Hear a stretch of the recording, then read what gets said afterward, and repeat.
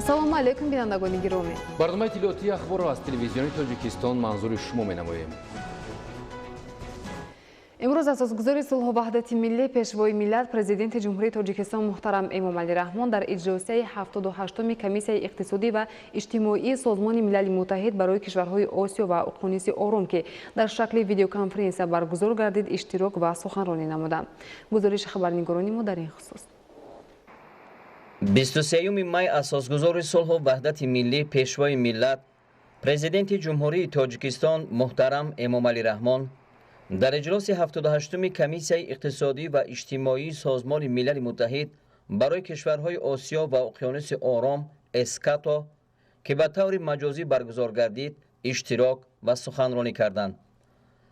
дар кори иҷлос ҳамчунин дабири кулли Созмони Милали Муттаҳид Антонио Гутерриш, раиси маҷмӯаи умумии Созмони Милали Муттаҳид Абдулло Шаҳид, котиби иҷроияи комиссияи иқтисодӣ ва иҷтимоии Созмони Милали Муттаҳид барои кишварҳои Осиё ва Уқёнуси Ором Армида Али Шахбоно, роҳбарони давлатҳо ва ҳукуматҳои Таиланд, Гурҷистон, Индонезия, ҷазираҳои Маршал, Бангладеш, Камбоҷа, Фиҷи, Малайзия, Самоа, Ветнам, Зеландияи Нав ва дигар созмонҳои байналмилаливу минтақавӣ иштирок ва суханронӣ карданд. нахуст сарвари давлат муҳтарам Эмомалӣ Раҳмон ҳамаи кишварҳои аъзои ЭСКАТОро ба муносибати 75-солагии таъсисёбии он табрику таҳният гуфтанд. таъкид гардид ки Тоҷикистон аз мавзӯи ҳамоиши имрӯза таҳти унвони рӯзномаи умумӣ барои мусоидат ба рушди устувор дар минтақаи Осиё ва Уқёнуси Ором истиқбол менамояд. ضمن سخنرانی پرزیدنت مملکت محترم امامعلی رحمان اوید به تاثیر بحران بیماری کووید 19 به اقتصاد کشورها، تلاش‌های مشترک جهت مبارزه بر ضد بیماری، کاهش دادن پهنشوی آن و ادامه پیامدهای اقتصادی و اجتماعی در مقیاس جهان اندیشه‌رانی کردند. تأکید گردید که با سعی و کوشش مشترک ما توانستیم تهدیدهای در نتیجه پهنشوی کووید 19 ظهور کرده را تا اندازه کاهش دهیم. امروزها با شرافت تدبیرهای سریوقتی ضد بحرانی که از جانب حکومت جهت جلوگیری و از تاثیر همگیری بر رشد اجتماعی و اقتصادی کشور عملی کرده شدند، تمایل احیای اقتصاد پس از بیماری کووید 19 مشاهده می‌گردد. همین طریق در سال 2021 رشد اقتصادی در کشور 9.2% را تشکیل داد که نسبت به سال پیشین 4.7% زیاد میباشد. به اندیشه پرزیدنت مملکت افزایش طلبات استعمالی، سرمایه‌گذاری خارجی، احیای روند رشد اقتصاد و سودای جهانی از عامل‌های اساسی مساعدت کردن به سرعت بلند رشد اقتصادی به حساب می‌روند. سرور دولت محترم امامعلی رحمان برای رسیدن به هدف‌های رشد استوار ضرورت تحکیم زمینه معیاری حقوقی فعالیت بسیار جنبه حمل و نقل، رشد انفراستراکچور آن، تأسیس مرکزهای لوجستیکی منطقوی، جاری نمودن تکنولوژی‌های رقمی، اینچنین نظام ذهنی نقلیاتی در دایره اسکات را که میتواند کشور را از بنبست کمونیکاسیونی پررو بیرون برآورده به یک کشور ترانزیتی مبدل سازد به میان گذاشتند. برای عملی سازی نقشه و برنامه‌ها اوید به حل مسائل مربوط به آب تاکید گردید که در دایره 10 ساله بین المللی عمل آب برای رشد استوار، تاجیکستان همچون کشور تشبثکار و سهمگذار در این سمت کنفرانس دوم دوشنبه اوید به تطبیق 10 ساله بین المللی عمل آب برای رشد استوار سالهای 2018-2028 را روزهای 6-9 ایون سال روان در پایتخت کشور شهر دوشنبه برگزار میکند.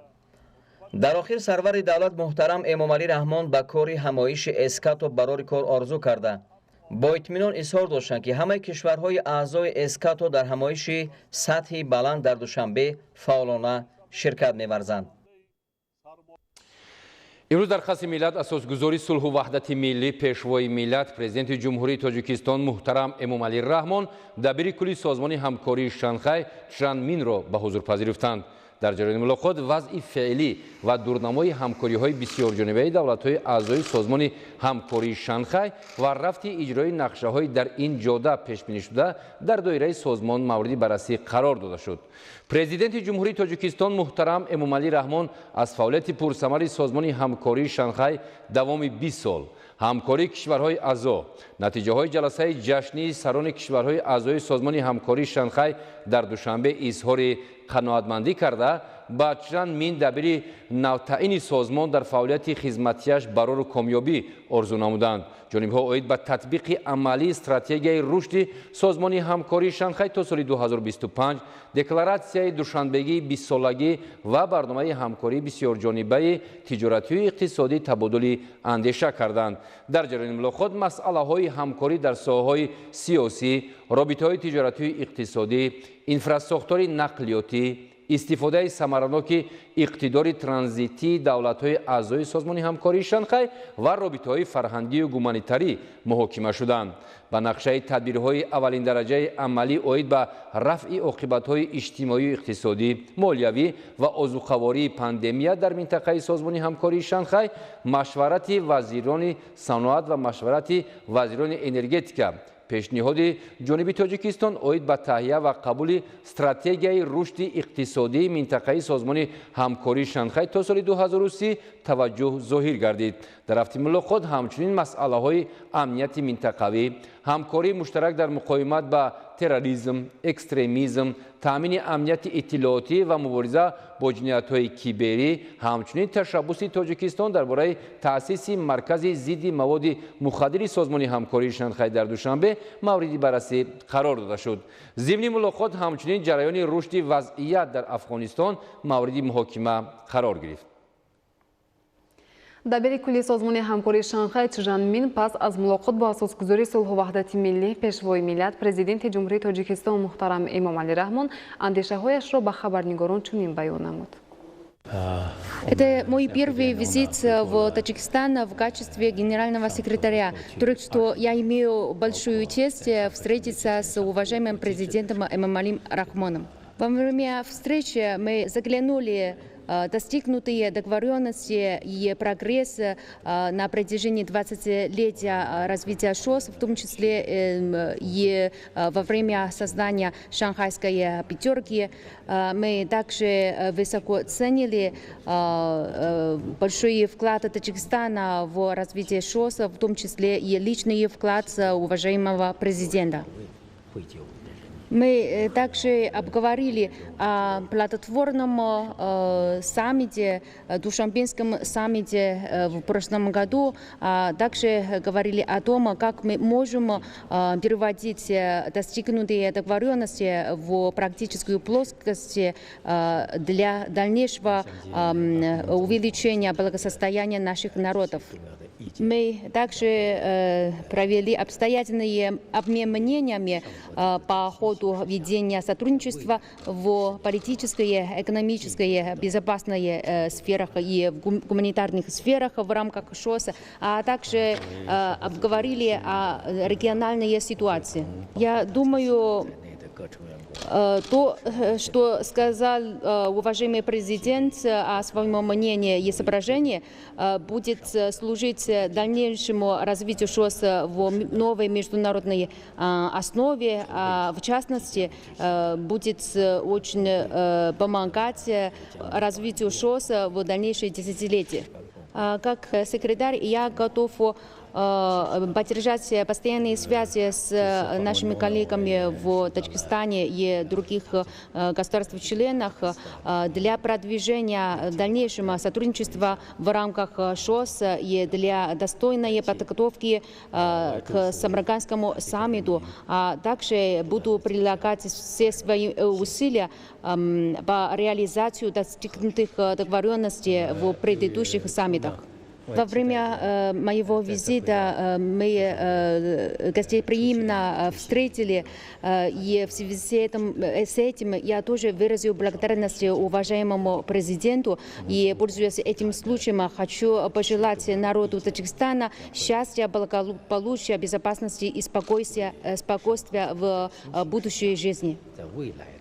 В начале июня этого года я готов вновь вернуться в Душанбе для принятия участия в международной конференции по водным ресурсам. امروز وزیر کارهای خارجی جمهوری تاجیکستان سیراج‌الدین موحریدین با دبیر کلی سازمان همکاری شانگهای چند مین که با سفری رسمی در تاجیکستان قرار دارد واخوری نمود. ضمن ملاقات مسئله‌های همکاری‌های بسیار جانبه‌ای دولت‌های اعضای سازمان همکاری شانگهای در بخش‌های سیاسی، تجارتی، اقتصادی، امنیت و گومانیتاری اینچنین در زمینه مقاومت با چالش و تهدیدها و گسترش روابط بین المللی سازمان بررسی شدند. دبیر کلی سازمان همکاری‌های شانگهای اهمیت تاریخی نتیجه‌های سامیت سازمان همکاری‌های شانگهای را در دوشنبه که به 20مین سالگرد تأسیس‌یابی سازمان بخشیده شده بود تاکید کرد. ادامه اخبار. دستگیری دولتی امتیاز و باوری و اعتماد به قوه سازنده جوانان تفکر ملی به وجود آورد. با نظر داشت سهم کلان و ارزشمند داشتن جوانان در تمام سمت و ساحه‌های مهم تاجیکستان صاحب استقلال، همسال 23 می در مملکت روز جوانان تاجیکستان تجلیل کرده می شود. امروز در شهر دوشنبه بخشیده بر روز جوانان تاجیکستان فورم جمهوری در موضوع پرزیدنت جوانان و علم معاصر برگزار گردید. دستاورد و موفقیت و کامیابی و نتیجه های نظررس فعالیت جوانان چون قشر فعال جامعه نوین تاجیکستان در تمام ساحه ها قانع کننده است. در فورم جمهوری که در موضوع پرزیدنت جوانان و علم معاصر که امروز در شهر دوشنبه برگزار گردید، معاون سروزیر جمهوری تاجیکستان مطلوب خان ستاریان اشتراک کرده کلی جوانان و اشتراکچیان را به روز جوانان تاجیکستان تبریک نمود. تاکید کرده شد که پیشوای معظم ملت پرزیدنت جمهوری تاجیکستان محترم امامعلی رحمان پس از به دست آوردن استقلال دولتی، دستگیری جوانان، فراهم آوردن شرایط مساعد تحصیل، کار و زندگی شایسته را به این قشر جامعه در محور سیاست پیشگرفته خود قرار دادند. در این دوره به مسئله دستگیری دولتی جوانان، صاحب معلومات گرداندن آنها همچون نسل شایسته زمان و نیروی سازنده و توانا توجه خاص ظاهر گردید. در جامعه امروزه در کار پیشبرد ساحه‌های مختلف اقتصاد ملی موقع جوانان خیلی مهم است، چون که این قشر جامعه دارای افکار نو و نیروی مهم پیشبرنده بوده استفاده وسیع تکنولوژی معاصر را در استحصالات می توانند به خوبی تامین نمایند. سیاست دولتی جوانان در محور سیاست اجتماعی حکومت کشور پذیرفته شده است و جوانان نقش سازگار را در رشد اقتصادی، اجتماعی، سیاسی و فرهنگی مملکت دارا می باشند. و امروز با افتخار گفته میتونیم که جوانان یکی از آیندگان و آینده سازان این ملت و دولت اعتراف گردیدند و برای صادقانه و صافدلانه و پاکوجانه خدمت کردن به این میهن و این کشور بیشتاسا در پیروی از سیاست پیشوای معظم ملت همچون پیروان اصیل پیشوای معظم ملت آمادگی خویش را در هر حالت بیان می‌نمایند. این غمخوری ها قادرند برای حفظ ارزش‌های والای ملی، برای پاس داشتن آب و خاک این سرزمین بیشتاسا، برای یکپارچه نگاه داشتن این وطن محبوب و تاجیکستان و حفظ سرحد دولتی نیز کمر همت می‌بندند و پیوسته تلاش به آن می‌ورزند که با دانش نمونوی، با اخلاق و رفتار نمونوی موقع خود را در بلند برداشتن نفوذ مملکت در عرصه بین‌المللی بیان نمایند. حالا در جمهوری تاجیکستان زیاده از 40 مؤسسه تحصیلات عالی کسبی و میانه کسبی موجود می باشد که در آن جوانان به واسطه به تحصیل فرا گرفته شدند. همزمان جوانان تاجیک در دایره دستگیری های دولت و حکومت جمهوری تاجیکستان در دانشگاه های عالی با نفوذ کشورهای خارجی تحصیل نموده ایستادند. برای دستگیری و فعالگردانی جوانان و بین وسیله بلند برداشتن موقع آنها در جامعه در مملکت چند قانون، برنامه و استراتژی ها قبول کرده شدند. در تمام سخنرانی‌های خود اساسگذار صلح و وحدت ملی، پیشوای ملت، پرزیدنت محبوب کشورمان جناب عالی محترم امامعلی رحمان نسبت به جوانان غمخوری بی‌نظیر را ظاهر می‌نماید. در طول دوران استقلالیت جهتی بلند برداشتن نقش جوانان در همه قشرهای جامعه از طرف پیشوای معظم ملت تمام چاره‌های ضروری روی کار آمده ایستاده است.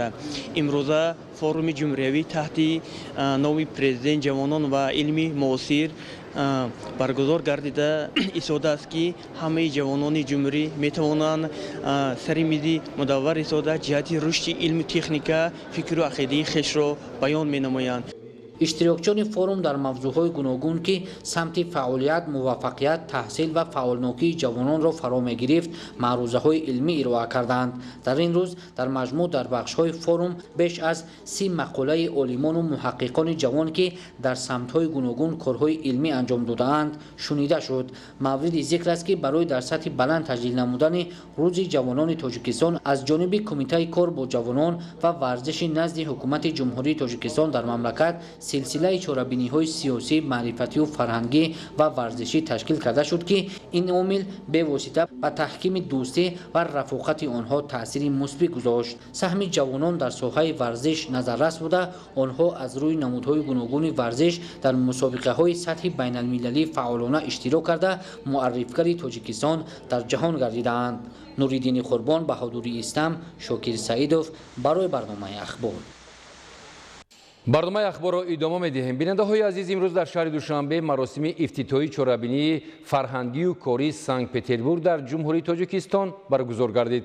иштирокчиён дар ҷаласа масъалаи густариш бахшидани муносибатҳои дуҷонибаро байни мақомоти иҷроияи ҳокимияти давлатии шаҳри Душанбеи ҷумҳурии Тоҷикистон ва ҳукумати шаҳри Санкт-Петербурги Федератсияи Россия баррасӣ намуданд. идомаи мавзӯъ дар гузориши ҳамкорони мо.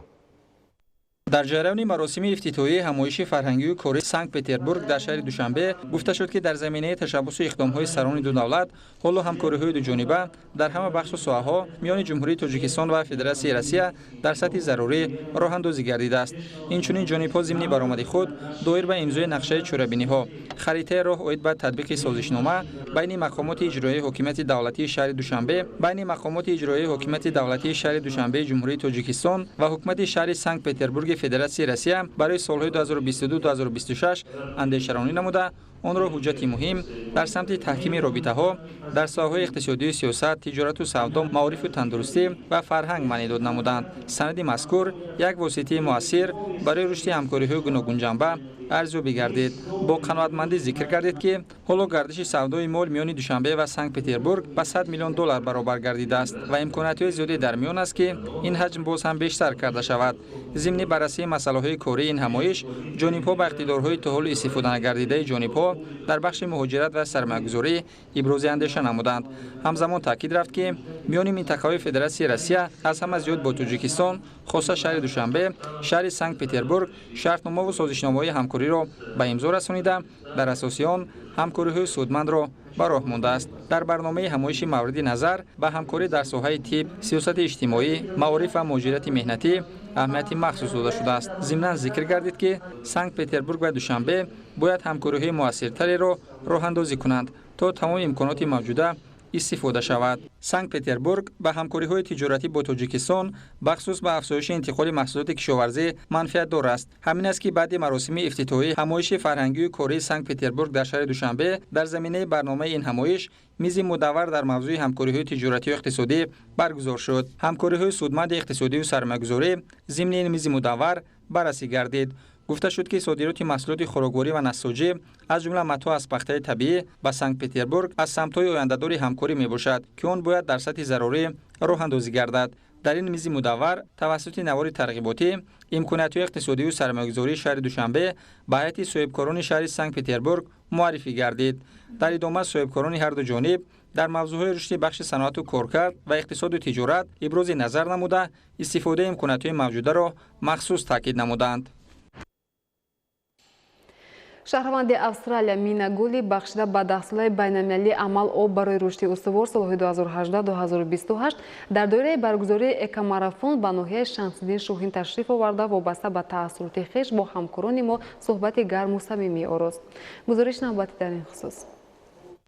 бегоҳи 21 май хонум Мина Гули шаҳрванди Австралия ки шурӯъ аз 15 май дар ҷумҳурии Тоҷикистон қарор дошта дар 11 марафон ширкат меварзад аз ноҳияи Мир Саид Али Ҳамадонӣ ба ноҳияи Шамсиддини Шоҳин омад. Мина Гули варзишгар, соҳибкор, муассис ва директори генералии ташкилоти ба истилоъ ташнагӣ ки яке аз шахсиятҳои таъсиргузор дар самти ҳалли мушкилоти глобалӣ ва махсусан дар мавзӯи об мебошад, мақсад гузоштааст ки дар ҷумҳурии Тоҷикистон дар 11 марафон ширкат намояд. субҳи 22 май Мина Гули ба чорумин марафон дар ҳудуди ҷумҳурии тоҷикистон аз назди меҳмонхонаи ноҳияи Шамсини Шоҳин тариқи роҳи байналмилалӣ ба самти ноҳияи Дарвоз ба пиёдагардӣ ва дав шурӯъ намуд. мавриди қайд аст ки марафони анҷоммедодаи варзишгар аз марафонҳои маъмулӣ ба куллӣ тафовут дорад ва ӯро ба истилоъ экомарафон низ мехонанд. то имрӯз ӯ дар 50 кишвар ҳузур дошта 858 марафонро ки масофааш 36240 километр аст паси сар намуд. бо иштирок дар марафонҳо дар саросари кишварҳои гуногун Мина тасвири воқеии ҷаҳонро дар баробари буҳрони об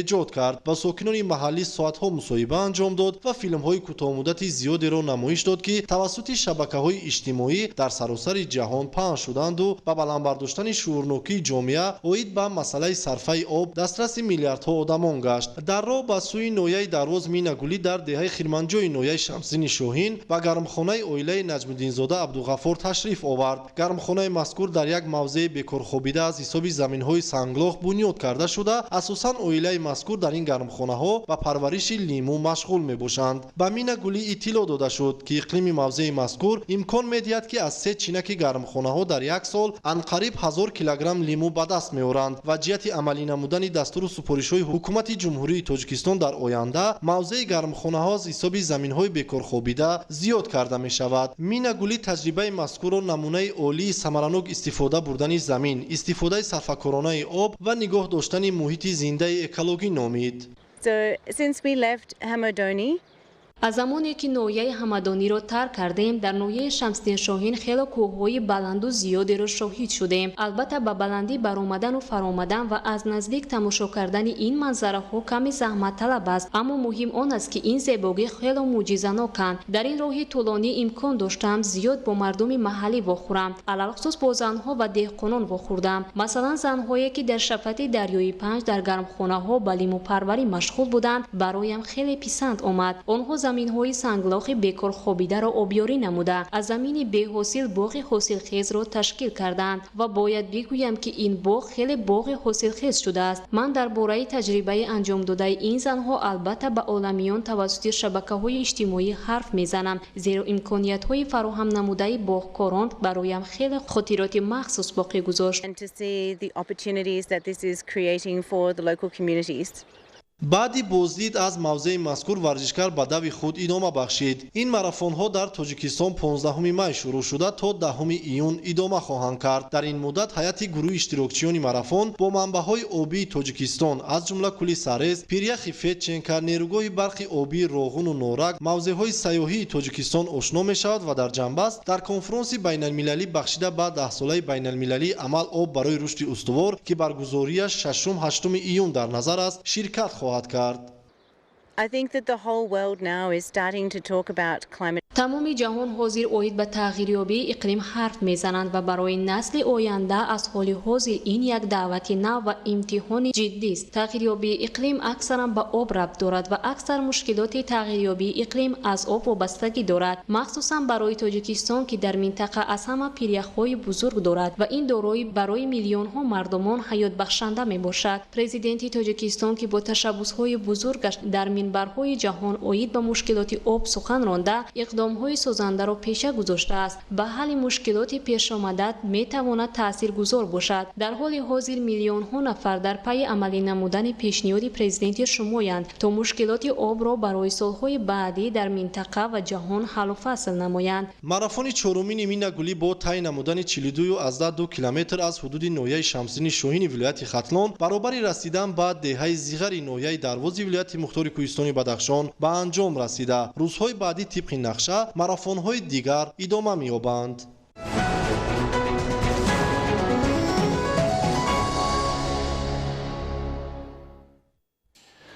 ҷаҳони пуртазод ва тезу тунди имрӯз раванди бархӯрдиҳои миллию минтақавиро бештар кардааст. имрӯз ҷамъиятҳои рушд менамоянд ки дар бозиҳои сиёсии ҷаҳон зиракии сиёсии худро аз даст надода дар ҳифзи арзишҳои миллӣ бо тамоми талош саъии худро анҷом медиҳанд. барои пешрафту тараққиёт ва ободии давлату миллат ҳамеша пеш аз ҳама роҳи ваҳдату сулҳро гирифтан зарур аст. هستند در شرایط حساس امروزه جامعه جهانی تا رفت مرکب شدن اوضاع سیاسی و اقتصادی جهان و پیچیده گردیدن روند و تمایل‌های گلوبالیزاسیونی، حفظ صلح و ثبات جامعه و تحکیم وحدت ملی از جمله وظیفه‌های مقدس هر فرد با ننگ و ناموس ملت به شمار می‌رود. وحدت و صلح عمومی بشری تاجیکستان مقام آن را در مقیاس جهان آوازه‌دار نموده است. تنها با راه وحدت، یکدیگر فهمی، استقلال کشور را محافظت و پایدار و یگانگی مردم را استوار کردن ممکن است. خوشبختانه به بخت ملت تاجیک در تاجیکستان ما مسئله صلح و ثبات آرامی کشور تامین گردیده است. این تامین این صلح و ثبات به سیاست سازنده اساسگذار صلح و وحدت ملی پیشوای ملت پرزیدنت جمهوری تاجیکستان محترم امامعلی رحمان ارتباط میگیرد و اساس صلح و ثبات ما این وحدت ملی است و وحدت ملی که باعث صلح و ثبات گردیده است به پیشرفت جامعه تاجیکستان، هم پیشرفت اقتصادی، هم افزودن آبرو و نفوذ بین المللی تاجیکستان، همچون یک عضو کامل حقوق جامعه بین المللی باعث گردیده است. به این خاطر وقتی که ما میگوییم صلح و ثبات، همیشه پیش نظر ما همون فرموده های بزرگان گذشتهمان پیش نظر می آید که آنها همیشه صلح و ثبات، آرامی، پیشرفت را تبلیغ و تشویق کردند در آثار خود. متاسفانه حالا هم هستند شخصان تفکر تنگ داشته و گروه های علاهیده که میخواهند وحدت و ثبات دولت صاحب استقلال ما را با هر راه و وسیله خللدار نمایند. وقتی که ما امن و ثبات میگوییم، الکی در نظر مردم پیشرفت وایدا میگردند. ما به هیچ پیشرفت نائل نمیگردیدیم اگر ما صلح و ثبات آرامی نمی داشتیم. این بنیاد همه راه ها، بنیاد نقب ها، بنیاد نیروگاه های برقی، بلند بردن سطح زندگی اقتصادی مردم، بالا رفتن سطح معنویات جامعه و همچنین پیشرفت استحصالی تاجیکستان همگی به همین صلح و ثبات آرامی کشور به امنیت جامعه ارتباط دارد. وحدت ملی شکوفایی وطن است، زیرا در دولتی که صلح و امانی و دوستی حکم فرما باشد، آن دولت روز تا روز گلگون می شکوفد، اقتصادیاتش تدریجاً می افزاید، هم از جهت سیاسی و هم از جهت فرهنگی پیش می رود. وقتی که ما سخن درباره امنیت جامعه می رود، پیش از همه اهل جامعه بخصوص جوانان پیش نظر می آیند، زیرا در سیاست جناب عالی محترم امامعلی رحمان همین جوانان جایگاه خاصی دارند، زیرا جوانان امروزه ما آینده دولت هستند. جوانان امروز را می سازند، برای آینده ما را امیدوار می کنند. از این خاطر جوانان می توانند که در جایگاه سزاوار خود را پیدا کنند که اگر دانش و معرفت بلند زمانی داشته باشند. دانش و معرفت بلند زمانی جوانان به جستجو و تلاش های آنها به امکانیت هایی که دولت و حکومت برایشان مهیا کرده است ربط دارد. خوشبختانه امروز در تاجیکستان صاحب استقلال برای جوانان تمام شرایط های که مهیا شدند که این جوانان هوشمند و با ذکاوت تربیت یابند. باید تاکید نمود که نقش عائله، مکتب و جامعه جهتی در قلب هر فرد بیداردل جای نمودن حس وطن پرستی و خودشناسی شخصیت، ارجگذاری به مقدسات ملی، پایداری صلح و ثبات بسا ارزشمند می باشد. عایشه ستار، بهادر قربان، اخبار. 25 می سال روان در شهر بختر ولایت ختلان فرم بین‌المللی صادراتی بختر فود 2022 برگزار می‌گردد. هدف از برگزاری فرم مذکور رشد صادرات، تقویت استحصالات به صادرات نگرانیده شده، بلند برداشتن رقابت‌پذیری محصولات وطنی در بازارهای داخلی و خارجی توسط معرفی امکانات و شرایط صادراتی مملکت میباشد. ادامه موضوع در گزارش زایش‌های تقوی مراد.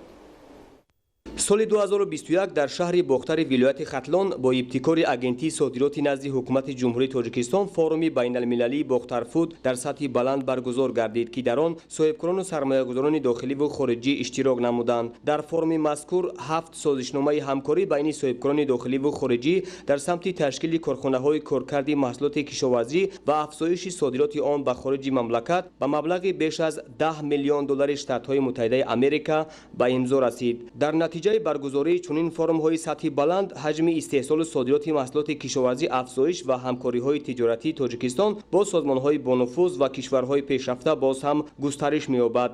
Я присутствовал на международном экспортном форуме Бахтар Фуд 2021. соли 2021 форуми байналмилалии Бохтарфуд доир шуда буд ва ман дар он иштирок кардам. Дар ҳайрат мондам, меҳмонон ва умуман дигар кишварҳо ба меваю сабзавоти истеҳсоли Тоҷикистон таваҷҷӯҳи бештар доранд.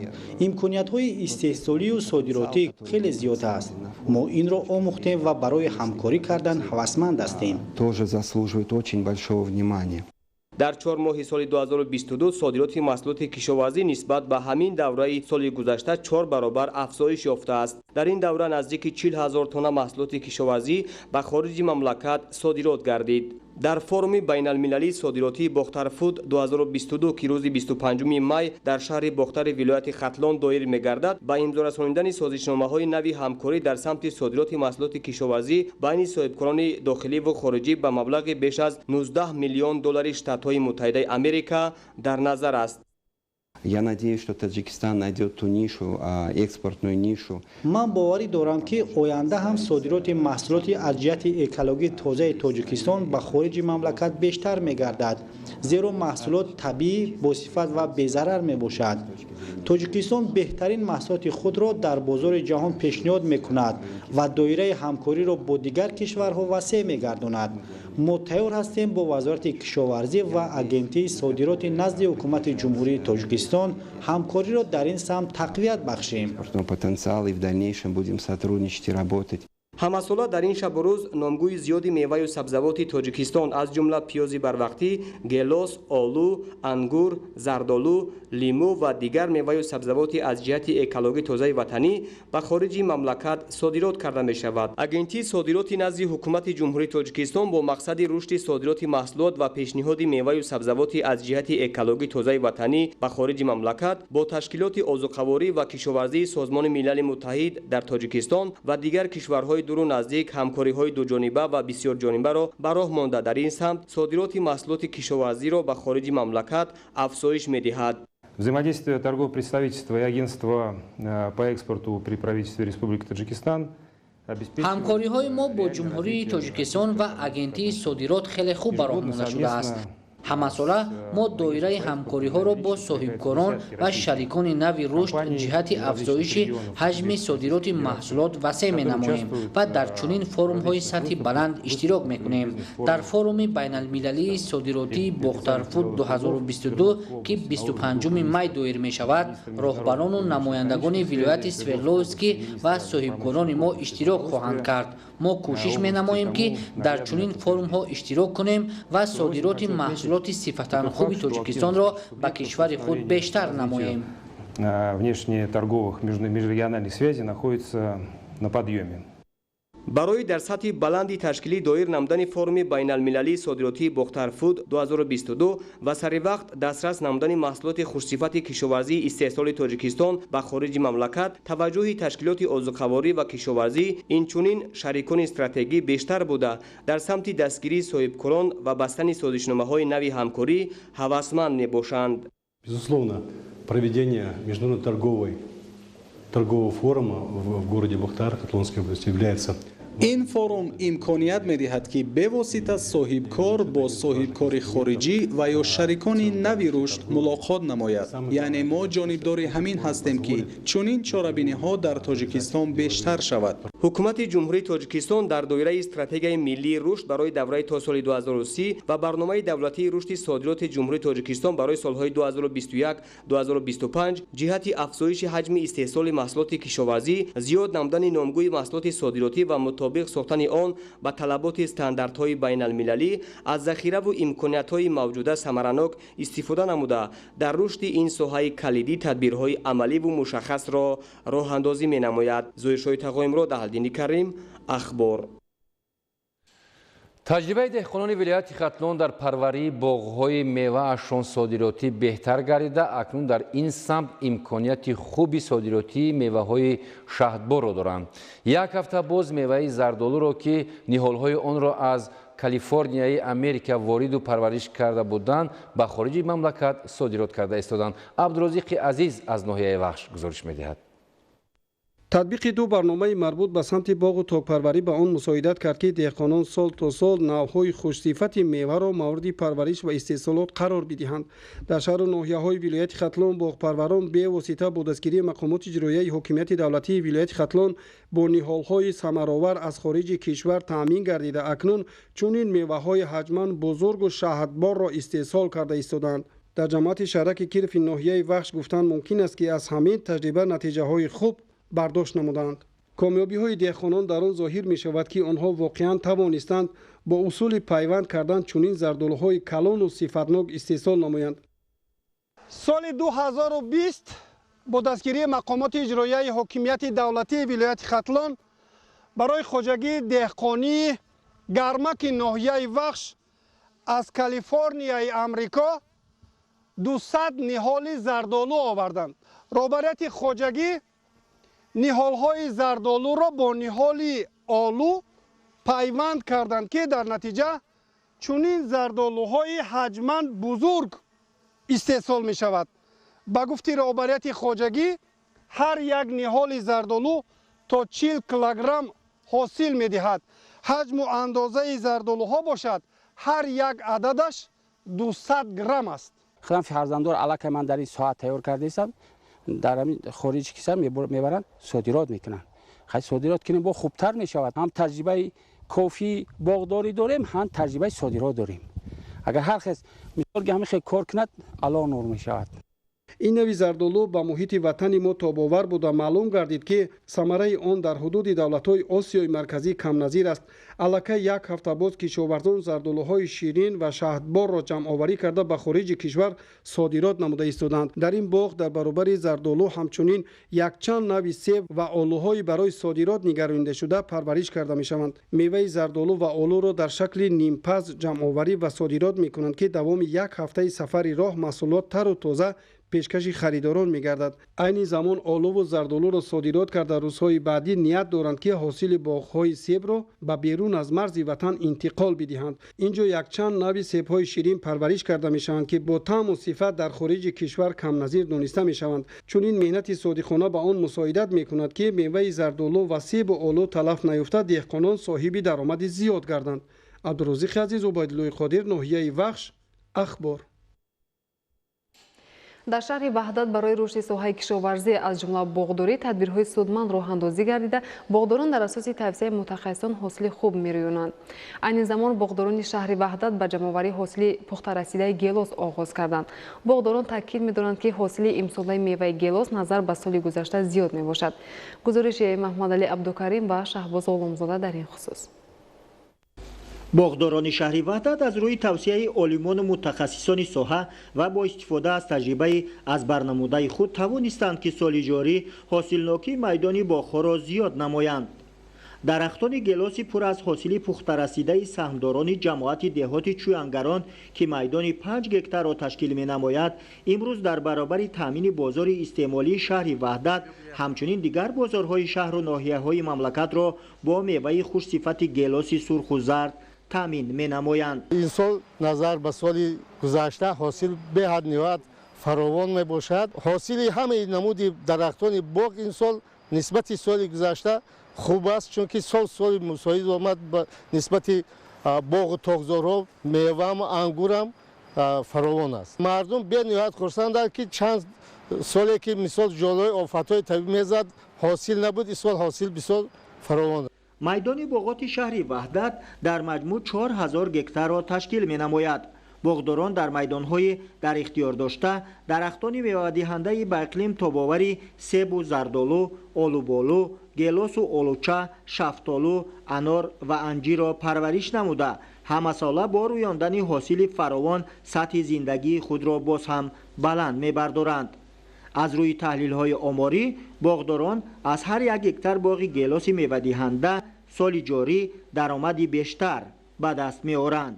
наздик 4000 гектар заминҳои фақат боғ дорем, аз он 60 гектараш боғҳои гелос ҳастанд.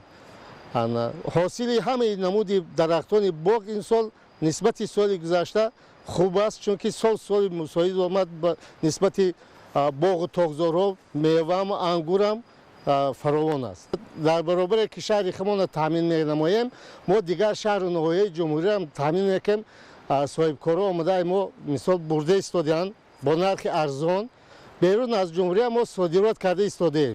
аз рӯи иттилои раёсати кишоварзии шаҳр айни замон дар шаҳри ваҳдат майдони 60 гектар чунин боғҳои мевадиҳандаи гелос мавҷуд мебошад ки саҳмдорон дар ин боғот асосан зиёда аз 10 навъи гелосҳои аълосифатро парвариш менамоянд.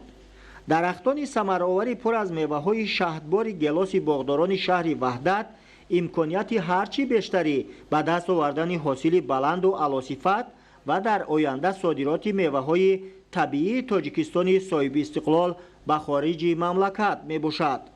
боғдорону самдорони шаҳри ваҳдат имрӯзҳо ҳосили пухтарасидаи гелосро ҷамъоварӣ намуда пешниҳоди бозори истеъмолӣ менамоянд.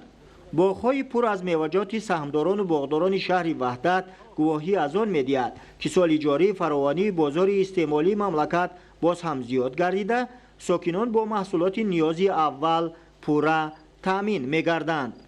маҳмадалӣ абдукарим, баҳодур истам, баҳодури қурбон, ваҳдат ахбор.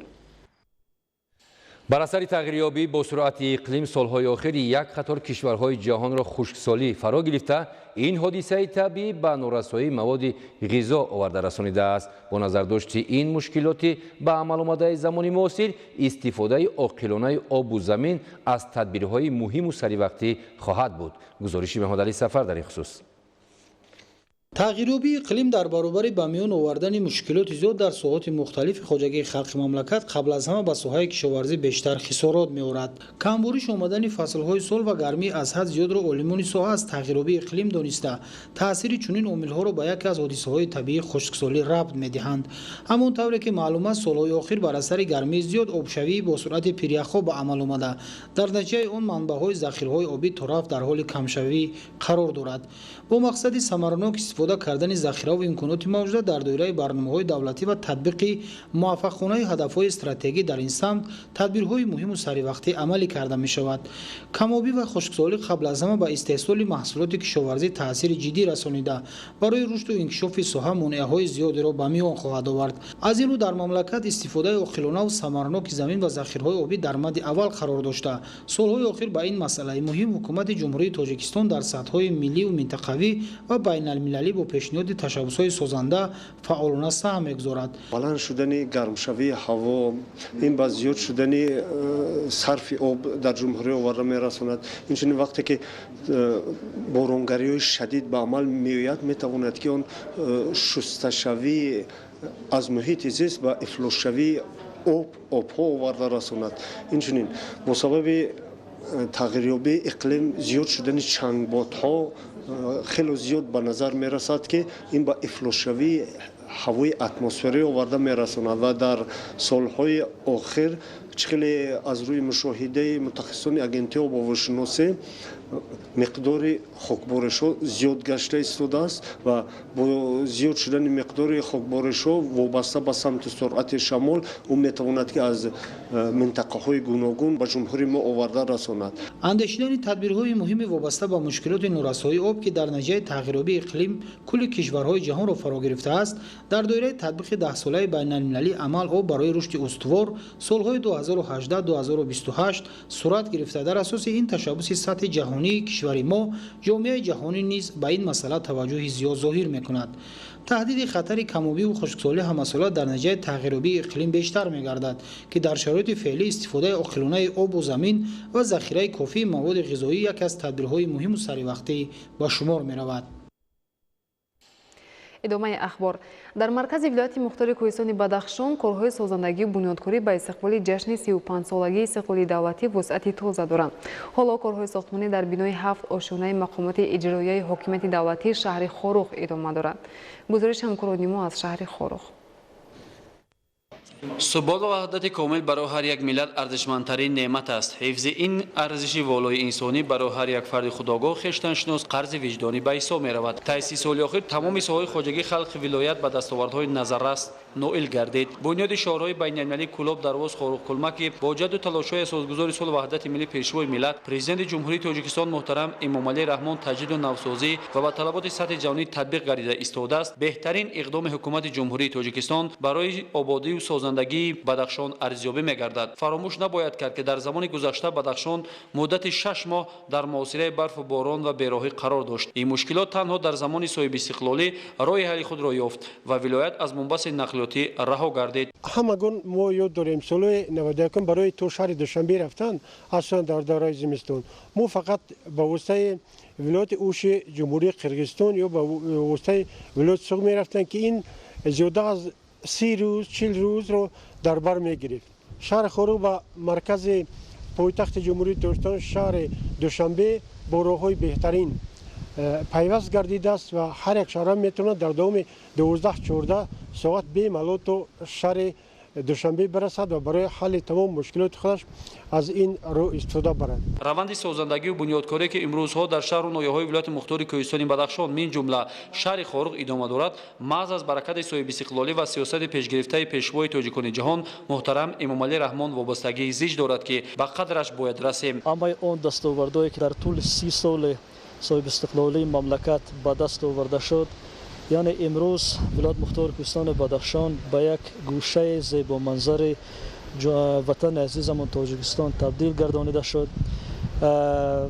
با دستگیری حکومت جمهوری تاجیکستان امسال یعنی در ولایت مختار کوهستان بدخشان برنامه‌های زیاد عملی خواهند گردید. امروزها در شهر خاروخ آرامی و آسودگی حکم فرما بوده. ساکنان شهر و ناحیه‌های ولایت مختار کوهستان بدخشان از پی روزگاری خودند. یکی از لایه‌های خیلی کلانترینی که عین اول در ولایت مختار کوهستان بدخشان به ساختمان آن آغاز یافت این نیروگوی برقی آبی سیبزار با اقتدار 11 مگاوات علیه آغاز یافت و این لایه امیدوار هستیم که در روزهای و سالهای نزدیک به استفاده داده خواهد شد. بغیر از این ساختمان انشاءات‌های بزرگ من در نظر دارم در شهر خاروخ بناهای بلند آشیانه، نوآشیانه و 12 آشیانه آغاز یافتند و مرحله به مرحله با سمت رشد اجتماعی ساختمان میدانچه‌های ورزشی، تالارهای ورزشی و دیگر انشاءات‌هایی که به واسطه همگان با چشم سر دیده ایستادند همه ساله رشد یافته ایستاده است. رفت آمد نقلات جمعیتی و انتقال مال و محصولات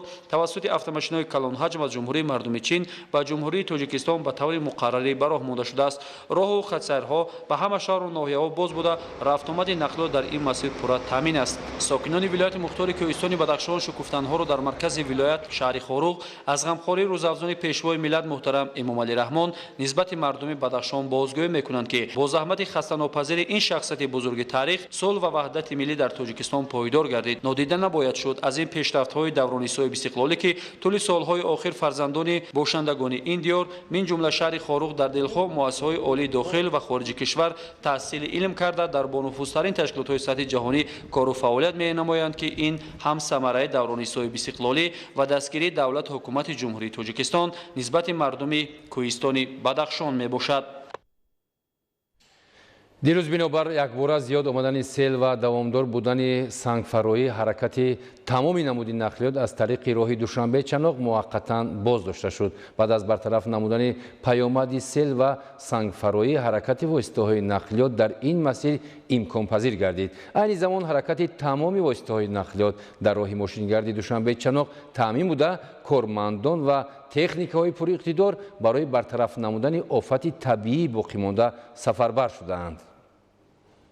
روز 22 مای در وادی‌ها بارش باران و در منطقه‌های کوهی راه دوشنبه چناق انیقترش از کیلومتر 69 تا 175 برفریزی به عمل آمد. در آخر ماه مای بارش برف را رانندگان کم در یاد دارند.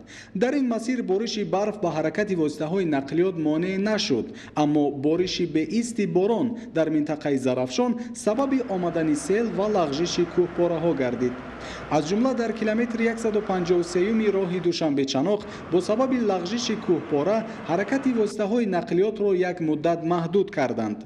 در چند قطعه دیگر باشد آمدن سیل به حرکت منتظم واسطه‌های نقلیات مشکلی را به وجود آورد. فیلیال شرکت سهامی اینوویتیو رود سولوشنز LTD در جمهوری تاجیکستان که نگهداری راه مذکور را بر عهده دارد با استفاده تکنیک‌های ضروری عاقبت‌های آفت طبیعی را سریع وقت برطرف و حرکت واسطه‌های نقلیات را تامین نمود. آمدن سیل بسیارتر در کیلومتر 95 تا کیلومتر 100 دیده شد و آمدن سنگکاره و کوهپاره‌ها باشد از کیلومتر 48 تا کیلومتر 160 سنگ‌های کلاژه‌اش فرآمدگی بودند که حرکت نقلیات در دوام 2 ساعت منع کرده شده. راه را در دوام 2 ساعت بازه نموده و حرکت منتظم نقلیات را تامین نموده. راه دوشنبه چناق از آفت طبیعی بیشتر آسیب پذیر است. همه ساله فرآمدن ترما، آمدن سیل، لغزش کوهپاره و بلند شدن سطح آبی دریای ورزاب، فون و دیگر شاخاب‌ها سبب ویران شدن قطعه‌های راه می‌گردد. فیلیال شرکت برای تامین حرکت واسطه‌های نقلیات همه ساله زیاده از 50 کیلومتر راه دوشنبه چناق را پررنگ نوسازی می‌نماید. این سال هم با گرم شدن هوا کارهای مربوط به تجدید و نوسازی راه شروع می‌گردد. برای عملی نمودن این تدبیر فیلیال شرکت سهامی اینوویتیو رود سولوشنز LTD در نمایندگی‌های خود در منطقه‌های ورزاب و زرافشان و سوخت کارخانه استحصال اسفالت را به کار درآورده است. زیاده از 210 تکنیک فیلیال شرکت نیز در حالت کاری قرار دارد. برای در سطح ضروری آمادگی گرفتن به دوره تیر ماه زمستان سالهای 2022-2023 از جانب مسئولان فیلیال جمعیت سهامی گشوده شبکه‌های تقسیماتی برق در شهر و ناحیه‌های ولایت سوخت تدبیرهای سریع را عملی نمودند. تعمیر و از نوسازی ایستگاه‌های برقی و عوض کردن خطهای انتقال برق و سیمچوب‌ها از تدبیرهای مهم و سریع می‌باشند که از جانب کارمندان انجام داده شدند. گزارشی با وکلان امینزاده. برای به مشکلی گذراندن موسم تیرماه زمستان سال 2022-2023 در شهر و ناحیه ولایت سوخت توسط زیرایستگاه برقی که در تابعیت فیلیال جمعیت سهامی گشوده شبکه‌های تقسیمات برق وابسته میباشد و شهروندان انشاءات کارخانه استحصالی و نقطه‌های خدمت‌رسانی نیروی برق تامین کرده می‌شود. با دستگیری حکومت مملکت فیلیال جمعیت سهامی گشوده شبکه‌های تقسیمات برق در شهر و ناحیه ولایت سوخت برای از بین بردن سیرباری زیرایستگاه‌ها از تعمیر پورا برآورده شده در زیرایستگاه برقی جهت کمبار نمونه تجهیزات موجوده عوض کرده شده است. امروزها در دایره نقشه چهاربینی‌ها تعمیر و عوض نمونه تجهیزات برقی در سمت کم کردن تلفات برق کارهای زیاد به انجام رسانده می شود.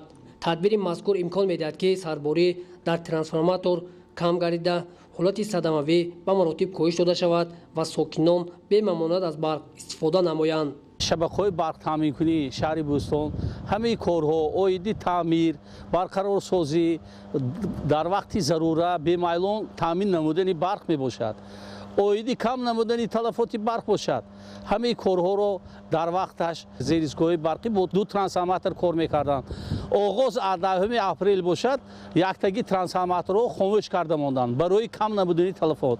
اینچنین در نقشه شبکه‌های برقی زیاده از 20 بندهای وجود دارند که اویدی این سمت‌ها یعنی برابر کنی اقتداری همه خطهای انتقالی برق، برابر کنی کارهای معتدل ترانسفورماتورها، برابر نمودن خطهای هوایی 0.4 و 6 کیلوولت. همه سال از روی نقشه پیش بینی شده جهت به مشکلی گذراندن دوره تیرماه زمستان در شهر و ناحیه ولایت سوخت تجهیزات برقی از تعمیر برآورده می‌شوند که این با تامین بهمانات اهالی با نیروی برق در موسم سردی مساعدت می‌نماید.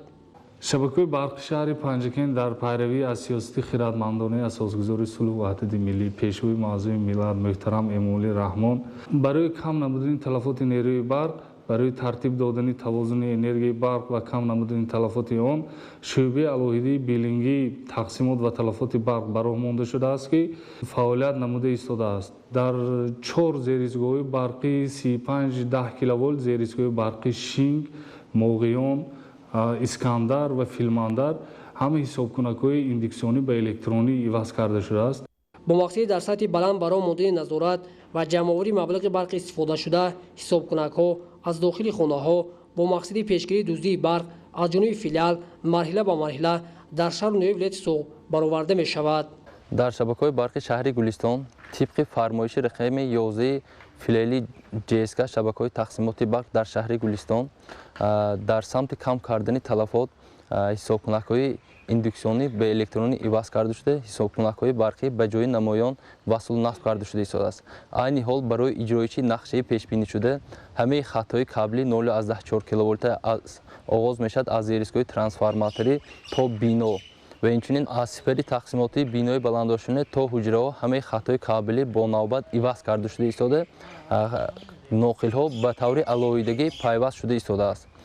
ин таҳлилҳои техникӣ нишон медиҳад ки ин самти кор ҳам дар самти кам кардани талафоти нерӯи барқ ва инчунин баланд бардоштани эътимоднокӣ дар самти таъминоти барқ, яъне ки ба муштариён мо метавонем дар ҳолати иҷро намудани ин нақша барқи бемайлон ва хушсифат таъмин намоем. мақсади асосии масъулони филиали ҷамъияти исламии кушодаи шабакаҳои тақсимоти барқ дар шаҳру ноёи вилояти Соғд бо барқи хушсифат ва бетаваққуф таъмини муштариён ва ҳамзамон саривақт ҷамъоварии маблағи барқи истифодашуда мебошад. дар шабакаҳои барқи шаҳри Истаралшан 48967 адад муштариёни фаъол мебошад ки аз ин 1834 адад муштариёни ғайриаҳолӣ ва 47133 адад муштариёни иши аҳолиро тааллуқ дорад. ҷамъоварии маблағи қувваи барқ дар 4 моҳи соли 2022 дар умум 25 миллион 336 ҳазор сомонӣ ва аз ҳисоби аҳолӣ бошад 16 миллион 661 ҳазор сомонӣ ҷамъоварӣ карда шуд. нишондоди он умумӣ 91.4% ва аз ҳисоби аҳолӣ бошад 85.8%-ро ташкил дод. мавриди зикр аст ки расидан ба истиқлолияти энергетикӣ агар аз як ҷониб бунёди нерӯгоҳии барқӣ ва бо ин васила баланд бардоштани иқтидори энергетикии мамлакат бошад, аз ҷониби дигар сарфакорона истифода намудани он ва таъмиру навсозии зеристгоҳҳо ки боиси кам гардидани талафоти техникӣ барқ мегарданд мусоидати фаъол менамояд. Бобокалон Амизода, Баҳодур Ҳасанзода, Ахбор. бинандагони гиромӣ, нашри муфассали барномаи иттилоъотии ахбор хотима меёбад. хайр, саломат бошед.